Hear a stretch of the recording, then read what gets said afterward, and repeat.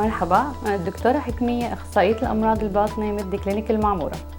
يعاني العديد من الناس من السعال وضيق النفس الذي يعالج بشراب السعال بشكل متكرر بدون أي فائدة، بدون أن يعرف المريض أن له حساسية صدرية. نحن في عيادة الأمراض الباطنية في مد كلينيك المعمورة نجري اختبار السبيرومتري أو اختبار وظائف الرئة، وهو اختبار يحدد حجم الهواء الباقي والداخل والخارج في الرئة للمريض، مما يحدد إصابة المريض بأمراض الحساسية أو التهاب القصبات المزمن، وهو اختبار آمن وسليم ويمكن إعادته بعد انتهاء العلاج لتقرير شفاء المريض. اختبار حساسية الطعام أو فود ألرجيك بانيل هو اختبار دم يساعد على تحديد الأطعمة التي ممكن أن تكون هي السبب في هذه الأعراض، وكثير من المرضى يتحسنون بعد تجنب هذه الأطعمة التي تسبب لهم الحساسية.